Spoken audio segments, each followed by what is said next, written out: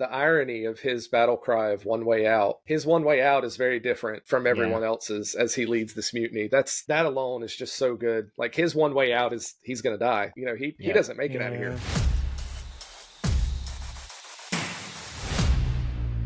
Welcome back. The Force with Friends has the OG friend today. Kevin is back from his sabbatical, ready sabbatical, to talk. nice. Yeah. It probably wasn't that relaxing, was it? Yeah, no, it was not bad. We visited some family. I feel like I had to make a grand entrance, so I shaved the there head. You go. You did the Kanan. You did the Kanan deal. Yeah, there you go. You're now a Jedi Knight. Shave that off. No, I'm excited to be back. It's a good time. Get to talk Andor and super excited. Better way to spend your time than talking about Star Wars with cool people. So yeah. Awesome. Ryan's cool. Happy to be here. But yeah, Ryan's back. Ryan's like a new regular, and Ryan, that was a fun Jedi Fallen Order stream the other day, by the way. I enjoyed it. I got to hang around for about a half hour of it. It was a good time. I appreciate all the support from everybody. Yeah, of course. This time will be better. Yeah. Those video games are hard. It happens. Those video game streaming is really hard. So what we're going to do today, though, it's almost Andor season. We are, as of recording this, so not as of when it premieres, but as of recording, we're less than 3 weeks away, just as it is, for Andor coming out. I think we're like 19 days or something like that. So by the time this comes out, it's going to be like 16 days away from Andor, which is hard to believe because a long time ago, it seems like the Acolyte has been like a decade ago at this point. It feels like Star Wars is moving in slow motion since the Acolyte. July, right? Yeah, it was just like 7 months ago. It feels like a really long time ago. Actually, no. It came out in June because was it June? Even closer. I watched it on the couch of shame at the hospital, so it was in June. I watched the first 2 episodes. That's so right.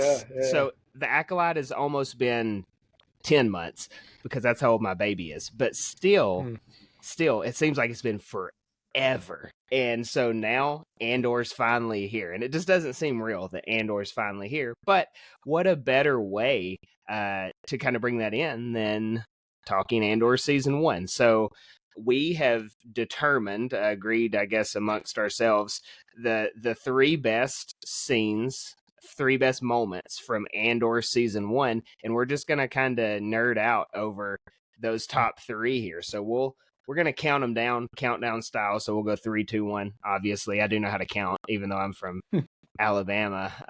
But we're going to kick it off. And now, number 1, I'll go ahead and say it's 2 different scenes. So technically, it's like a top 4. But number 3, a little bit, right? It's hard. So here's the deal. We couldn't quite come up with like a noteworthy number 5. So we're reaching at 5, and no one does a top 4. So we had to cut it down to 3 and combine one. So number 3, and I'll go ahead and say this is my favorite of all of this on the list. I understand it's not the best. That's kind of my take on Star Wars as a whole. Like my favorite show is Ahsoka, but I know it's not the best show. Number 3 on this is my favorite Andor moment, even though I know it's not the best Andor moment. And it's from The Eye. I believe that was episode 6 was The Eye, where they steal all the gold from Aldhani. That is a good episode. It is. It really is. Well, it is. One of the things that, and I kind of agree with you, Will. It's hard for me to put these in any real order because they're all so good.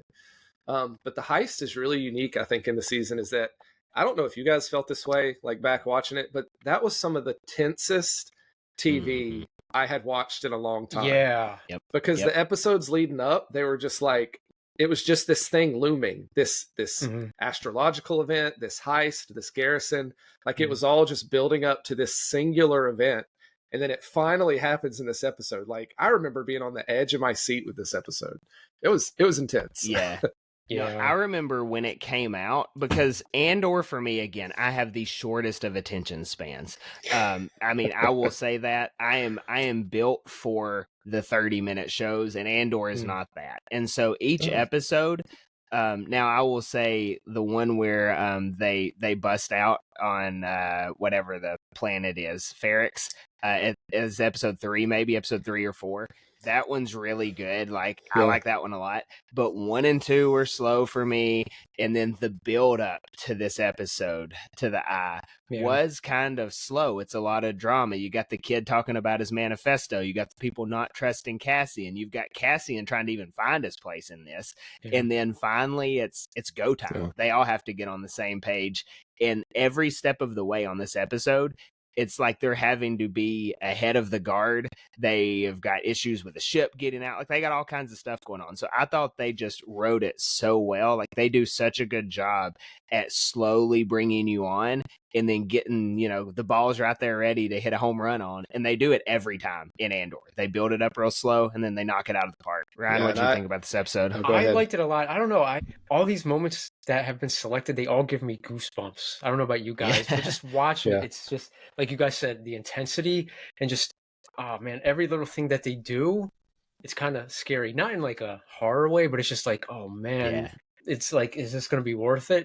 What they're doing? But it's a rebellion and you have to do things that don't always make sense or may not benefit right now, but it will benefit for the greater good of things. And it's like, I don't know. I agree. Because I feel like something's going to go wrong. Like throughout the whole setup and even into the episode, you're just waiting for the thing to go wrong. And like that's part of the tension. It's like, is Cassian going to follow through? Who's going to die? Like, there were a lot of questions they built up in this. And so, it was just kind of it really was. You mentioned like kind of like a horror story. Like you knew something was going to happen, something not good for this group. And it was just a waiting game.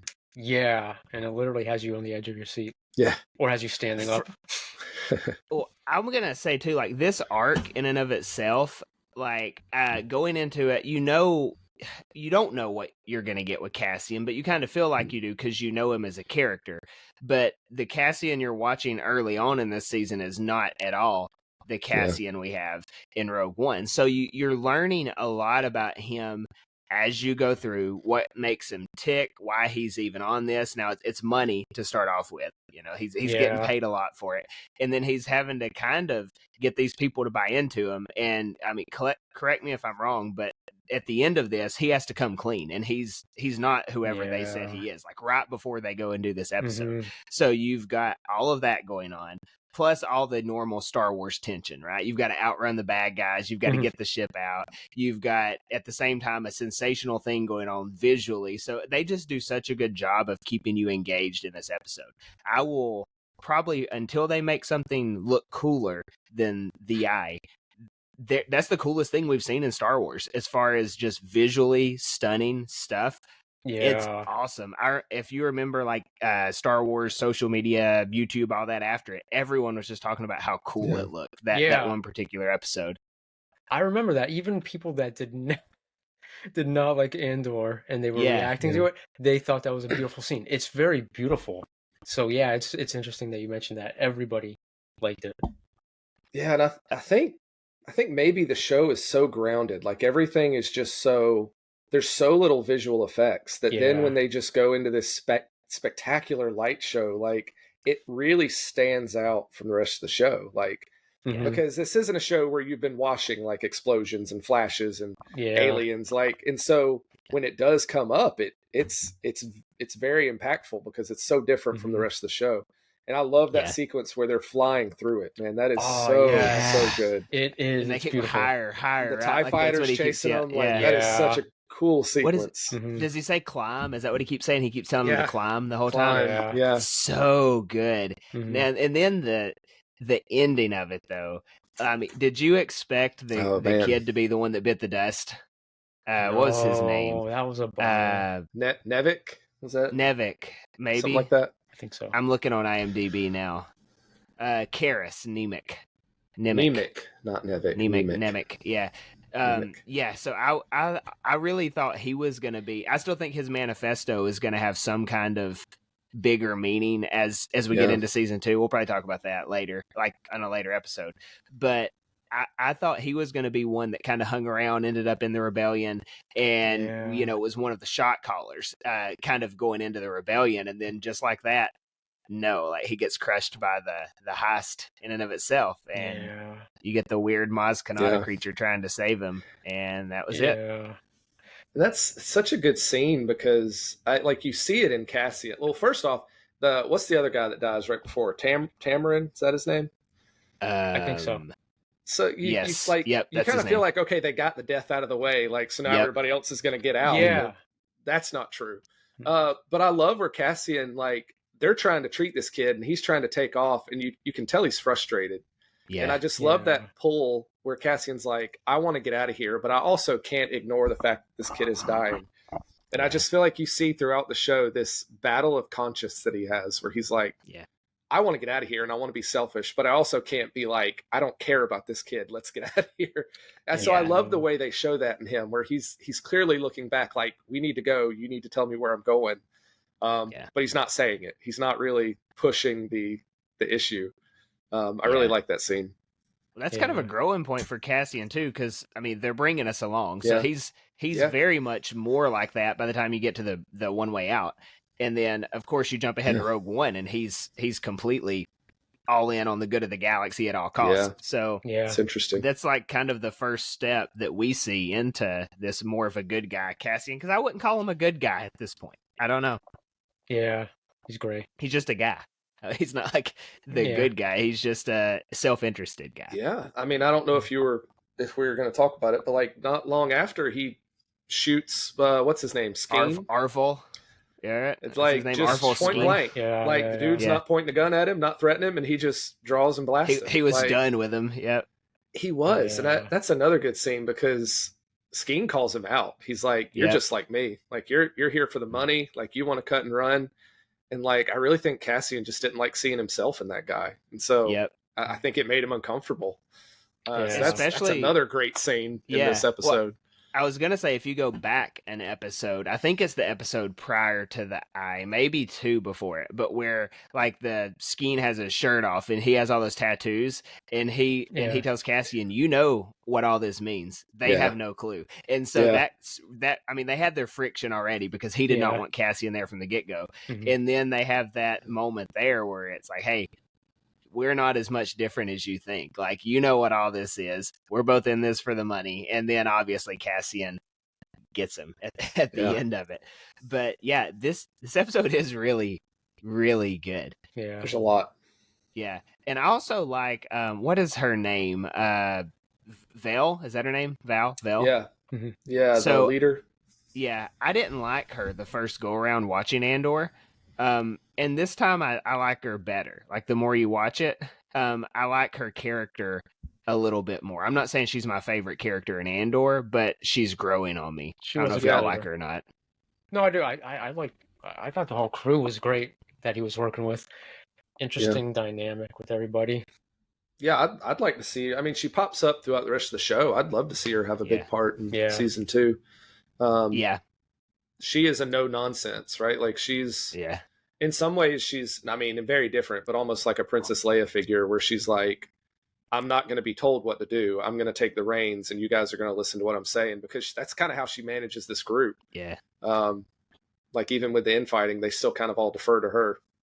I think that's what I liked about her more this go around. I just kind of like that. Like it's this whole dysfunctional group of people and she's putting them in place for the most part. Yeah. So the Eye, that was our number 3. Looks really good. If you haven't watched that episode in a while, just go straight to that one and watch it. It is such good Star Wars. Like it captures all of the Star Wars feels in that one episode.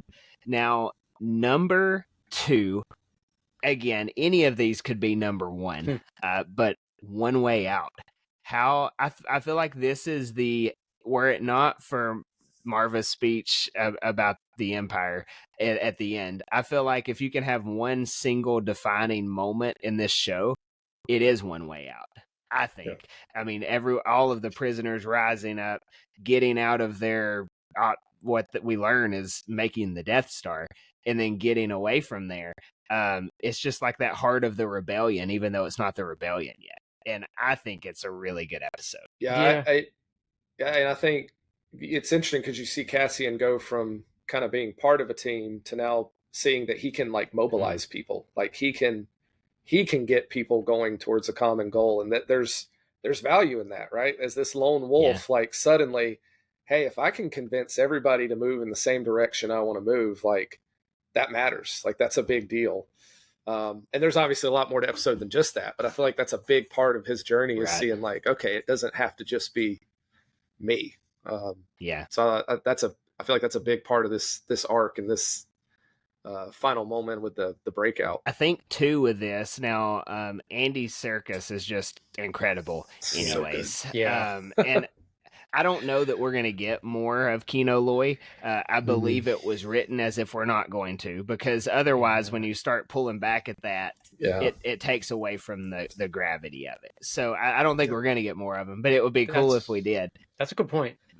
It would take away if he's back. Yeah. I liked what he had to say, though. At first, he was kind of like, I don't know, but then, Cassian had to motivate him a little bit.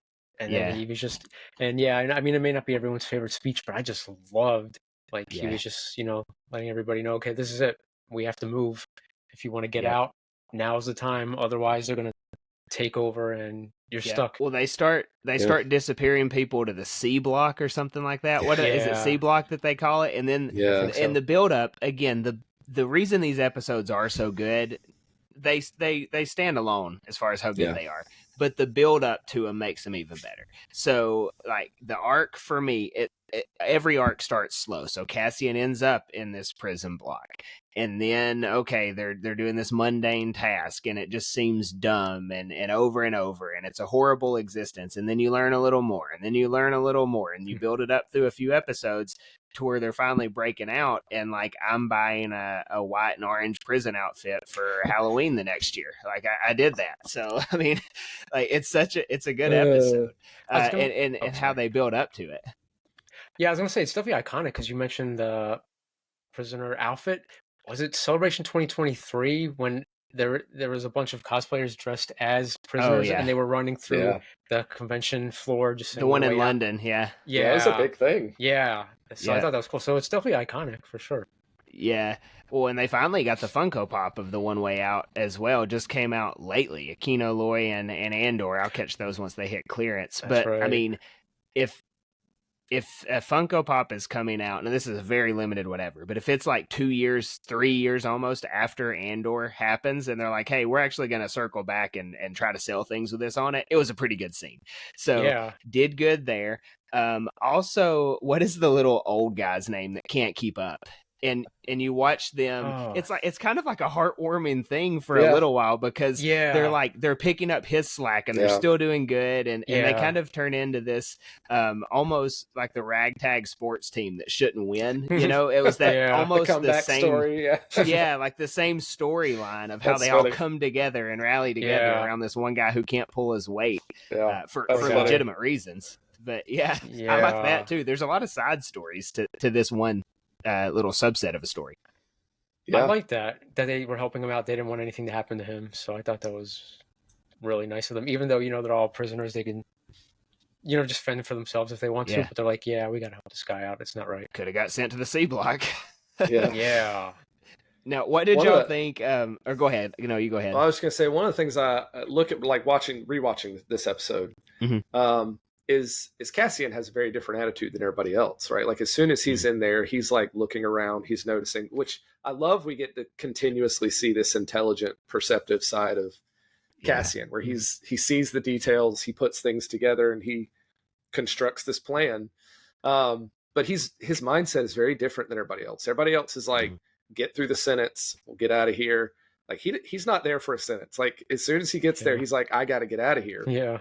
And I think watching it at first, I was like, well, I mean, he wants out. He wants to go live his life of freedom. But watching it back, like I remember how much guilt he has later when he's talking to, what's the big guy's name? Is it Brasso? Thanks. Something like that. His friend on Ferrix. And he just has so much guilt. He's like, I should have come back. Like I shouldn't have left her, like talking about Marva. And so rewatching it, I see more of like this, I need to get out because I left my family, not because I don't just want to be here. And so that was one of the things on rewatch that just clicks a lot more for me, that like why he has this very eager sense to get out when everybody else doesn't. I mean, it's his guilt. Like that's a big thing in this show is he leaves a lot of people behind, right? Like, He's we always see it doing throughout that. the show, and it Yeah. weighs on him, like especially the Marva one we see later. And so I look at that a little bit differently now. Is like he's got to get out of here because he can't leave another person behind. Right. And so I like that, seeing that from a different perspective on the rewatch. That's why you got to keep rewatching Star Wars, especially I know, if you right? especially if you think you may not like Never it. enough. Yeah, just keep getting a watch. You'll find new stuff. Me and Ryan were talking more. about that a couple weeks ago. every time you watch Always something, new. you get something new out of it. Yeah. It's always a good Now, thing. one thing about this episode too that I liked, and again, this is just like minor stuff, but you know where he's him and Andor always have these like legitimate conversations when they're standing there like with their hands behind their head and they can't even look at each other, but they're just looking straight ahead. Yeah, There's so much great. tension in what they're saying and they're planning, and it's almost comical in how they're doing it. Like it would be part of like an SNL sketch or something that they can't look at each other, but they've got to talk about the plan. But I just think the characters, because there's nothing special. It is all white walls, white floor, white outfits, and they're acting. Now there's parts, you know, where they're building things or they're running through the hallway, breaking out, stuff like that. That's exciting. But most of this dialogue takes place in a white room. So it's just really good acting, really good storytelling, just in general. That can be said of any Andor episode, but I think the most of the stuff that happens in this prison, I mean, it is a very whitewashed environment as far as it's not visually stunning. You are watching people do one task, discuss how they're getting out, do a task, discuss it, and then eventually they get out. Like there's nothing special to that. And they still make it very special because they tell a good story. And sometimes in Star Wars, we love Star Wars, but you need a little bit of extra, right, to make the story good. You need the lightsaber fights, you need the explosions, you need the stunning things, and this doesn't have it. It is just a good story in a simple environment that, well, I mean, we learn later it's a big picture thing, but at the time it's not, as far as we know. That's a good point. So, I didn't think about the very sterile environment forces you to really focus in on the characters. I like that. I hadn't thought about that. Yeah. It's a very, I mean, if you like watch your TV and probably turn and blink at your wall, you're going to see a white square, like looking at your wall, probably like those optical illusions you do. Yeah, that's funny. But the way this episode goes, it's very similar in tone to how the Eye ends. So you finally get we're out, you know, we're going to jump out of the place, and then they just suck the life out of you. So in the Eye, the kid gets crushed and it's like, oh man, we liked him. In this one, Kino Loy doesn't know how to swim. I still would have jumped. It was. Yeah, I love the irony of his battle cry of one way out. Like his one way out is very different from everyone else's as he leads this mutiny. That's like that alone is just so good. Like his one way out is he's gonna die. Like, you know, he doesn't make it out of here. Like you said, I imagine we don't see him again. I imagine after this mutiny he gets caught, they're probably not just locking him back up. Torturing the guy, poor guy. Yeah, he's done. No, it does, man. Like it, and I hate it. I don't hate it. I think it's great, but we don't get to know what Cassian would have done because he stops and he looks back and then he gets knocked into the water. So we don't get to know what he would have chosen in that moment, and I hate that, and I also love it. So, on the rewatch, it was just, I mean, it was heartbreaking the first time, but the second time I was looking in the water, I was like, obviously one person can't hold him because that's going to weigh him down, but I was like, 30 of those guys could help take him ashore. I was like, there's got to be some way. I was like, I want him to survive. That's what I've always thought back on is it's kind of the Titanic situation. Jack could have lived. They could have made it work. Right? He could have jumped out and someone could have got him, is my thought. Or, I mean, not to be super morbid about it, but man, do you want to go back to the Empire after this? I mean, jump and give yourself a chance. Yeah. Right? Like, what if you learned how to swim that day? I don't know. That could have be a good day to learn. We don't know that he didn't jump, you know? That's true. Eventually. We follow Cassian. That's true. Who knows what he does after he stands up there and watches everybody else jump? I don't know. I like to think he gives the Empire an encouraging message and then jumps. Is what I like to think.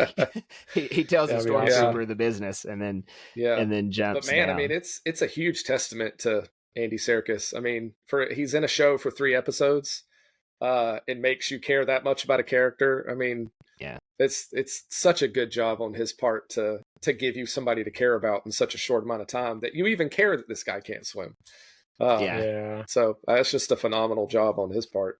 And as a person, I mean, all of it together. I'm just going to say, as a person who's been a lifeguard that cannot swim very well, I think he should have jumped. That's just my personal opinion. Yeah. I'm sorry.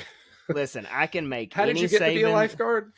It was really hard to swim the 500 meter or however, so I mean 1,200 meters that you got to do, but I can make every save in the book with a noodle. There you go. So, okay. That's fair. Could fair make enough. Every save in the book.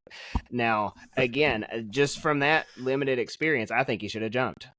I mean, I've swam in these Florida waters. There's dinosaurs in here, and I've made it. So he should have jumped and been okay. But, I think so too. Possible. It is pretty big drop. It is what it is. It is a high jump. High jump. That is fair. It was a really high jump. It's actually probably not likely that any of them make it from that jump. Yeah. Realistically. All right. I think we need to stop and suspend the disbelief there. It is Star Wars. He's gone. Leave it. He's gone. Rein us back in. So moving from this one episode, which again, it's hard to put these really in an order. Like we've put them in an order, but really they all can stand on their own. But we're moving to our number one, and it's really like 1A, 1B, and they're the same ranking, 1A and BR. But we have our two speeches in Andor. And Andor is a very dialogue-driven show for the most part. It's very story-driven. So it only makes sense that its two brightest moments are really two speeches. So we have Luthen's speech on one hand, which takes place in One Way Out, and then you've got Marva's posthumous speech in Rick's Road in the finale. Which now, if you're Andor fans, you're aware of what those two are. If you're not an Andor fan and somehow you're still listening, like you think this is interesting, look up those two speeches, and it will very much so be interesting. It's like a master class on speeches against the Empire. But which speech do y'all like better? Well, is there any other show that has monologues like that, let alone two of them? Star Wars? Just brilliant monologue. Any shows that have any shows? Like any shows Star in Wars general. Shows. Star Wars just with shows, the Star Wars. No, but I mean, we get two of them back, like within 2 or 3 episodes that are just incredible, and they're monologues. They're not just like quick, couple sentence speeches. Like these are like long, drawn out, and they are so good. So that's just another thing that makes this show so special. Is the writing, man, is just phenomenal. Sorry. No, go ahead. I apologize. I was just going to say, I was thinking either earlier today or yesterday, I wonder how many we're going to get. I mean, you don't want to overdo it, but I wonder how many we're going to get this coming season. Good monologues. Yeah. I'm excited for that. I'll take them all. Yeah. Every character. If they're that good. Yeah, for sure. Yeah.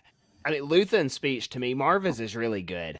Mm-hmm. But Luthen's, it gives me goosebumps, like reading Luthen's speech. I've got it pulled up right now, and it's like one of those like football coach speaks in the locker room where you're ready to like run through a brick wall after you're watching it. He's like, "What do I sacrifice? Everything. I sacrifice everything for this." And again, Luthen, I don't see him as a good guy, right? Like it's not like he's the choir boy that you're pulling for, but at the same time, like he's going to snuff out this empire. Like, and if it's going to cost him everything, he's going to see this through at least as much as he can. So I love it. I think his speech is awesome. I love them both, but I like Marva's a lot because everybody, it's just tense. Everybody's listening. Everybody's waiting and they're ready to run. But Luthen's is great. I really enjoy everything he had to say. It was a really amazing speech, like that. I forget the guy's name, but he kind of like left that guy speechless. Yeah, he does. He's like, I regret asking that question. Yeah, yep. I love that about it. I get what you're saying. I think Marva's speech has the plot build up around it, where it is the tension of the moment. Mm-hmm. Luthen, man, he's a fascinating character because like you take his words and actions outside of the context of rebellion versus empire, and he's like borderline a villain. He's nuts. Right? Like we'll achieve his goals by any means necessary, no matter who he has to kill. Like when he sacrifices those pilots, like talking to Saw Gerrera, and like sells them out, it's like that's part of the cost. Like the dude is like he's a villain in a lot of ways. You could put him in another story and he's the bad guy. Like, Yep.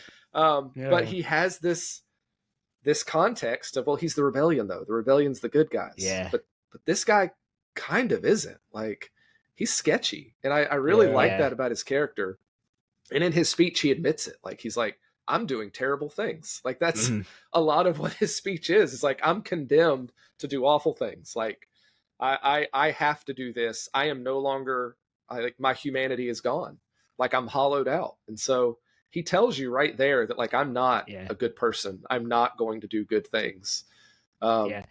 His a fascinating character. When he's like, I wake up every day to like the fact that I'm horrible. Like, it's his fate, you know. Like, for 15 years or something like that. Like, I've woke up to the fact that I am. This is my fate. It's what's going to happen. He's almost. I mean, he's not like Thrawnish in terms of like the genius of Thrawn, but he's kind of Thrawnish in terms of Thrawn will let anything go to make the plan work.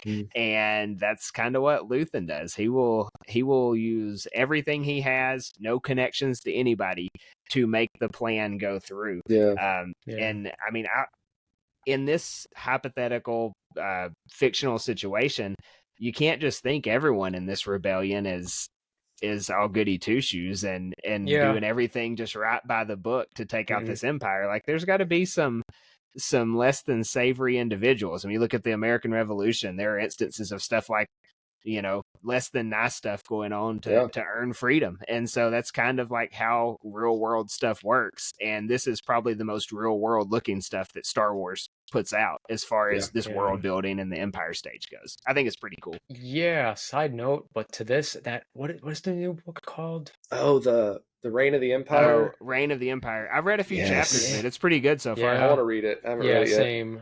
Shadow of Fear, is that what it's called, or something like that? It's a like trilogy. So it's going to follow Mon Mothma, Bail, and Saw Gerrera. It's going to be like their three stories. Yep. So it's a trilogy, and it does give you some light into some shady stuff just in general that's happening. And I think Andor does a good job at exploring that as well, especially through Luthen. I mean, he's terrible, but I like him. Yeah. Now I'm looking forward to seeing more of him. Yeah. Now, for Marva's speech, kind of like what you were saying, the whole episode builds up to that speech versus Luthen's speech happens in one way out. It's just kind of like an offshoot of something else bigger that we're watching. So the whole thing's not, Luthen's story is kind of built up to that speech, but that episode is not built up to that speech. The Marva speech, everything, Ryan, I think you said it, it's drawn in to what's going on here. And so when she gets to that very last line and she's like, the Empire is a disease, and then like there's all those, the Imperials are there. I mean, that's they're pretty awesome, ready. Man. They know what's going to happen. They're getting prepped. They're standing there. They're like, okay, we're about to get beat down. And so all of the Ferrex people, like, they're using hammers and stuff like that. Getting amped up. You see the Imperial people looking around like, this is not going our way right now. It's not going to be fun. They're kind of interested in her speech, and then she's like, "The Empire's a disease." Turns south real quick on them. Fight the Empire. Yeah, it's not ambiguous. Like fight the Empire. That's the last three words of her speech, right? Like, that's a pretty clear message in the end.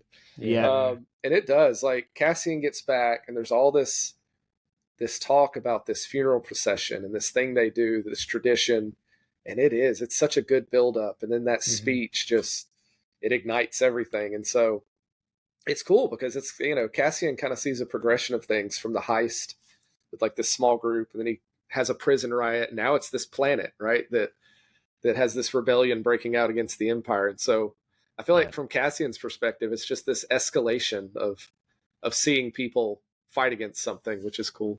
Yeah. She kind of sums up how bad things happen too, just in general, talking about Ferris, because she's like, we were sleeping. This darkness has been coming over, and we were sleeping, and then here we are. The Empire is the darkness that we've let creep in, and we have to snuff it out. And that's ultimately how, like, if you watch Star Wars from 1 to whatever, that's what happens, right? Like, Palpatine just pulls the blanket over everybody. The Jedi were sleeping, everybody was sleeping, and then when he promises a little bit of normal, they just keep going on with it. So it's cool too that one her speech kind of summarizes the galactic history up to that point, and then just this one little group of people rebels against the Empire, and then I was gonna say, I imagine people. I mean, in general, like when she, like, because she says, like we kind of knew this was bad, but it wasn't hurting us. We took their money, like it worked out for us, and so we turned a blind eye, right? Like she kept saying we were sleeping. And just like people are more than willing to ignore things when it doesn't bother them yet. Like that's how wars have gone in around the world, and until it bothers you, a lot of times people don't care. And so tell as old as time, that's just human history. And so that was good.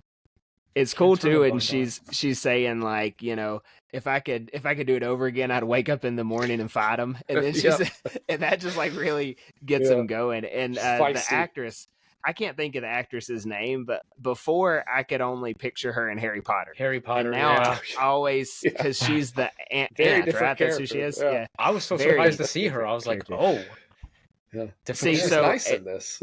Yeah, she's in Killing Eve as well. If you've seen that, she's I've heard of really that's a super interesting show. It came out on A&E when it was happening. She's in it. She's super good in it. So like I knew she could act outside of Harry Potter, obviously, but that was my limited role of her. But now I only think of her as Marva Andor. After seeing her kind of in a limited. I mean, she's in this a lot, but in Star Wars, supporting characters don't get, when you like total the screen time up, it's not a ton, and now like that's what I picture her as, Marva Andor. So pretty iconic speech for sure.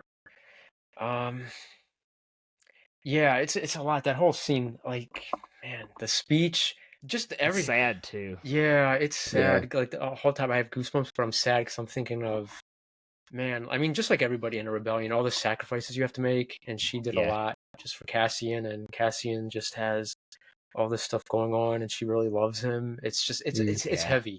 It's heavy. It's just a whole lot of emotions, a lot of feelings as you're seeing her last words. It's a lot. B2 makes me sad as well, like all throughout the series, because he's like, you said we would get to hang out, essentially talking to Cassian, like that so breaks your heart. And then he gets to go out and technically deliver this message, which is super cool too, because he's cool. Like the little bashful droid that goes and causes an uprising by showing this speech. It's always the droids that get you in trouble in Star Wars. The droids are especially the rebellion. But it's just a super sad thing that like they bring you in on all those emotions, but in this one they don't.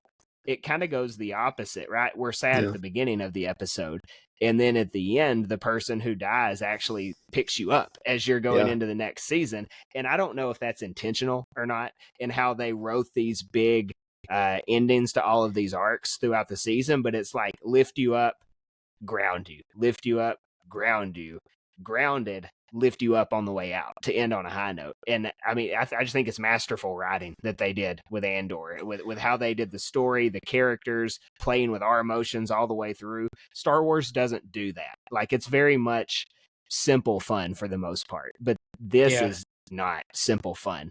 Andor's not. Yeah, I like that. It's a good. Oh, sorry, what were you gonna say? No, you're good. Oh, I was just gonna say, I like that point you make. Up grounded. I think with season 2, it can only keep going up. Yes. I don't think it's going to do ups and downs. It's just going to slowly, gradually make its way up with each we know episode, where it's got to take us. Yeah. We know where it leads to. It's got to take us. There's a lot of cool stuff to talk. And obviously we'll do that when we do our preview show. I think there's a lot of cool things to think about for where his story goes next. But one of the things I didn't think about with these two speeches until going back to them, it's like they're opposite in a lot of way. Like in terms of like, because Luthen's speech is very, as a person, it's very hopeless. Like it's like, this is who I have to be. Like, and it's terrible and it's awful. And then Marva's speech is like, hey, we got to do this together. Like, we can fight this. We can do this. Yeah. Then you look at Luthen's speech and it's about him. It's like, he said, I saw myself as the savior and like, it's my ego. And then Martha's like, no, guys, we're in this together. And so I feel like there's these two people like super influential for Cassian right now whose ideologies are going to pull him in very different directions. And like, I love that that's set up, because I feel like we see it in Rogue One, like where Cassian is this guy who's willing to do what he has to. but he also can't do certain things. Like we see that with like when he's supposed to kill Galen Erso, right? Yeah. And now thinking about this, I think it has to do with Marva. Like he can't kill her dad. And so I feel like there's this constant pull. And this is one of the things I'm so excited to see in season 2 is this pull between Luthen's ideology and the way Marva handled things. Because I think they both equally have got a hook in Cassian. So I'm excited for that. I think these two speeches, I didn't think about it beforehand, but looking back on them, they really play against each other. It's kind of like these two sides of Cassian Andor, which is really cool. Yeah. No, that. I haven't even thought about that. Like Luthen's is I will burn up with fire over this empire. It's all about Marva's him. Marva's like if we all do that, we can take him down. Like it's a cool. us thing. That is really cool. I like that. I like that a lot. I can't wait to talk about 2. I know. So I was about to. Yeah, I got to keep cutting myself off. It's like, no, that's season 2 stuff. Season 2 stuff. Yeah, I've got some stuff in the back of my mind too, and I hope to remember it when we talk about it that I've thought about in this. But kind of notes. My notes just say top 3, and I wrote down like 8 words. But transitioning us, so next week, no Force with Friends. I'll be out of town, so canceling for next week. But the following, and it's really like everyone's last breather before Andor gets here as well. If you're content creating, it's going to be a busy month between that and May the 4th. But a movie a month, movie a week. That's crazy. Right. Yeah, we are going to make our official Andor season 2 predictions. So this will be the week before Andor season 2 comes out. We'll be talking about it. We will talk about things we think will happen, things we want to happen, and then an outlandish thing that we would love to happen that likely will not. That's usually our go-to for these predictions. Again, thank you guys for hopping on. Everyone sub to Ryan. I'll link that down below, and we will see you guys for Andor Season 2 very soon.